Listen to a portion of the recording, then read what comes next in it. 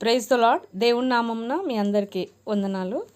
మనము ఎజ్రా గ్రంథము చదువుతున్నట్లుగా ఈరోజు 2వ అధ్యాయంలో కొన్ని వాక్య భాగాలను చూసినట్లయితే దేవుడు ఎన్నో విషయాల్ని మనకి అధ్యాయంలో రాసిపెట్టి ఉన్నాడు. ముఖ్యంగా మనం నేర్చుకోవడానికి 2 లెసన్స్ చూడొచ్చు. మొదటిగా దేవుడు రాసిపెట్టిన లెక్కలు ఎంతో యాక్యురేట్గా ఉన్నట్లు చూడొచ్చు. అది దేవుడి యొక్క క్రమాన్ని చూపిస్తుందన్నమాట.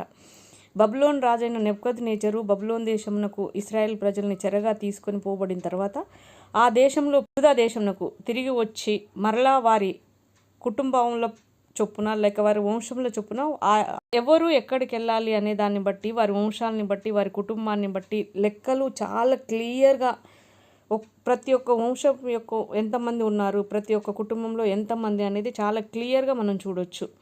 అంతేకాదు అక్కడ నుండి వచ్చిన వారిలో యాజకులు ఎంతమంది ఉన్నారు, లేవి వంశస్థులు ఎంతమంది ఉన్నారు, ఆ లేవి వంశస్థులు పాటలు పాడేవారు ఎంతమంది, లేకపోతే యాజక పని చేసేవాళ్ళు ఎంతమంది ఉన్నారు, మందిరం ప్రతిష్ట వస్తువుల్ని వాటన్నిటి గురించి ఒక్కొక్కరికి ఏ విధంగా అప్పగించి ఉన్నారో పని వాటన్నిటి గురించి లెక్కలు చాలా క్లియర్గా ఉన్నట్లు చూడొచ్చు. అంతేకాకుండా వారితో పాటు తీసుకొని వచ్చిన ఎనిమల్స్, జంతువులు, కంచరగాడిదలు, గుర్రాలు, ఒంటెలు అవి కూడా ఎన్ని ఉన్నాయో చూడొచ్చు అనమాట. అయితే ప్రియులారా, మనం వీటిని బట్టి నేర్చుకోవాల్సింది ఏంటంటే దేవుడు పరిశుద్ధమైన గ్రంథంలో బైబిల్లో రాసిపెట్టిన ప్రతి లెక్క ఎంతో యాక్యురేట్గా ఉన్నట్లు చూడొచ్చు. ఎక్కడ అజ్యూమ్షన్స్ లేవు. వచనంలో చూసినట్లయితే కొంతమంది వారి వంశావళుల గురించి తెలవలేదు.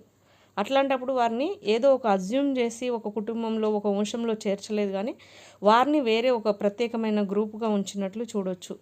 అయితే మనం నేర్చుకోవడానికి ఇక్కడ ఉన్న మొదటి లెసన్ ఏంటంటే దేవుడు బైబిల్లో రాసి పెట్టిన ప్రతి విషయము మనకు 100% నమ్మదగినది. కాబట్టి మనం ప్రతి విషయంలోనూ మనము బైబిల్ని ఎంతో జాగ్రత్తగా చదివి బైబిల్లో రాసి పెట్టించిన ప్రకారం మన జీవితాన్ని మనం సరి చేసుకోవాలని చెప్పేసి మనం నేర్చుకోవచ్చు. రెండవదిగా ఇక్కడ దేవుడు లేవి వంశస్థులలో ప్రతి ఒక్కరికి ఒక ప్రత్యేకమైన పని అప్పగించున్నారు. ఆ ప్రత్యేకమైన పనిని బట్టి వారు ఆ పనులని కంప్లీట్ చేసినట్లు చూడొచ్చు. అయితే ప్రియులారా, మనము నేర్చుకోవడానికి ఏంటంటే దేవుడు మనకు అప్పగించిన పనిని మనం ఎంత నమ్మకంగా నెరవేరుస్తున్నాము అనేది మనం పరీక్షించుకుందాము. దేవుడు నాకు ఇచ్చిన పని ఏంటి, నేను దాన్ని ఎంత నమ్మకంగా చేస్తున్నాము. కాబట్టి ప్రియులారా, దేవుడు నువ్వెంత పెద్ద పని చేసావు, ఎంత చిన్న పని చేసావని చూడడు, కానీ నీకు ఇచ్చిన పనిని నువ్వు ఎంత నమ్మకంగా చేస్తున్నావు అనేది చూస్తాడు. అయితే మనం ఆ విషయంలో ఎంత నమ్మకంగా ఉన్నామో అనేది మన జీవితాలని మనం మరొకసారి